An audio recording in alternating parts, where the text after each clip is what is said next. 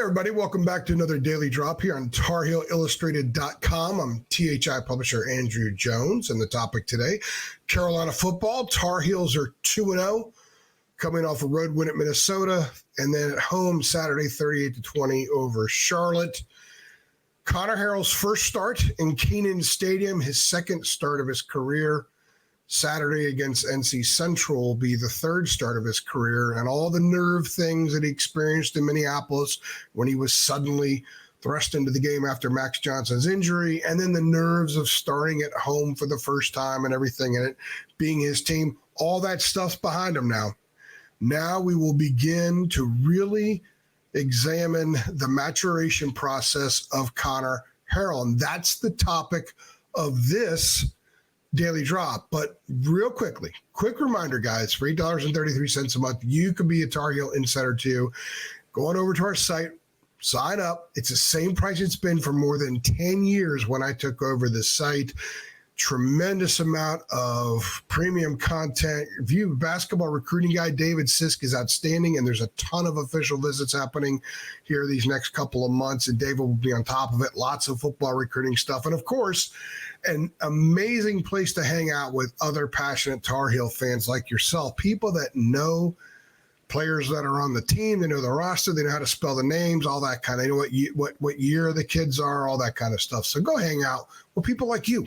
You do it for just $8.33 a month for a 1-year subscription. Okay, Connor Harrell, I said something in the Three Things with Jacob after the game Saturday, that Connor Harrell is no longer green and wet behind the ears, but he's not by any means a finished product or a refined product. There's nothing really refined yet about him, but that's what's going to make the next couple of weeks before the Tar Heels play at Duke very interesting and a lot of fun to watch play out from a journalistic standpoint. And I would think you guys from the standpoint of fans, I know you're going to want to blow out Central and blow out Madison. You're going to look at yards and stats and points and all that kind of stuff.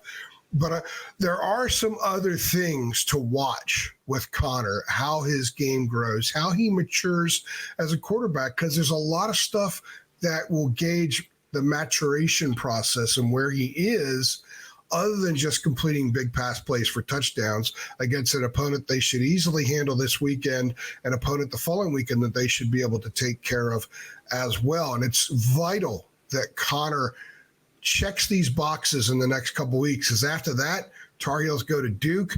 Duke's got a pretty good defense, and it's going to be a different level from that point on, all ACC games. And I think this is going to be fun. I really do. Connor's a smart kid. Connor's a winner. He wins 2 state championships at the highest level in the state of Alabama. He's a valedictorian of his high school class. He is a tenacious studier, if you will. Tenacious means he dives into it. He's a kid who makes his bed every morning. Really does. He makes his bed every morning. There is a refinement to who he is as a person. There's a refinement to who he is as a student. There's a refinement to who he is as a teammate within the walls of the locker room at Kenan Stadium.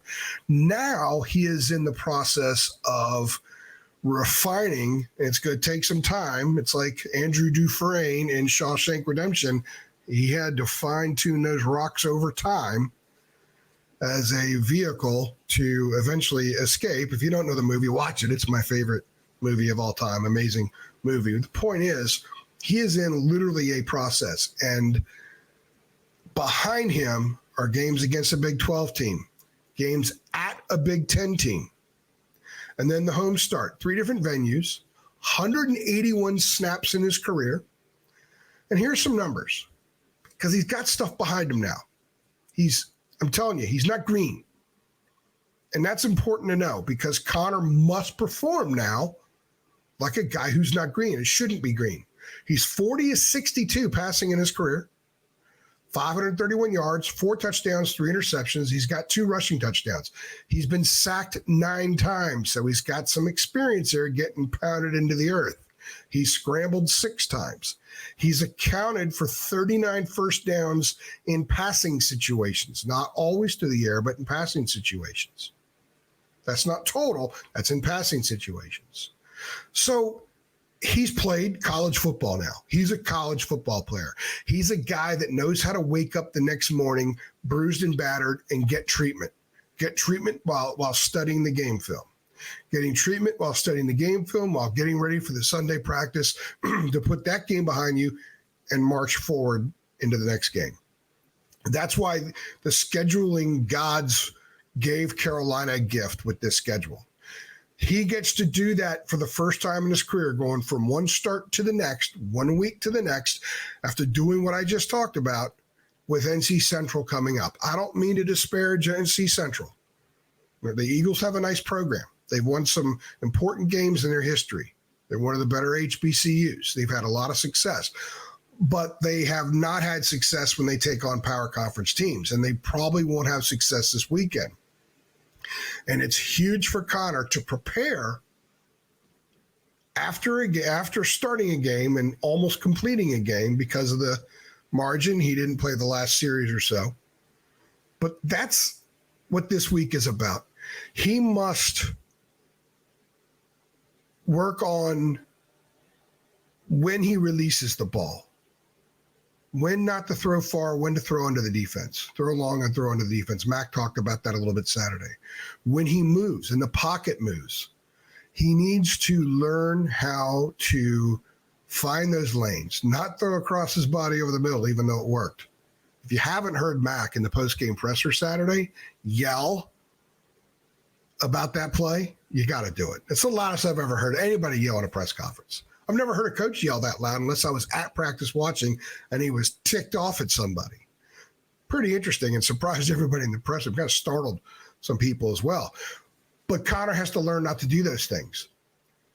Don't do them against NC Central, because if you do, it's a bad habit that's going to flare up at Duke.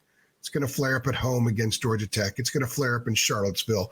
Those are places where it can absolutely beat you. So he must be clean this week. He must economize his footwork. He must go through his checkdowns and not lock in on a receiver. That's why this is a very important game and a very important week for Connor Harrell and his future, because it gives him an opportunity to have game situations to clean up all this stuff against opponents that probably aren't going to beat the Tar Heels.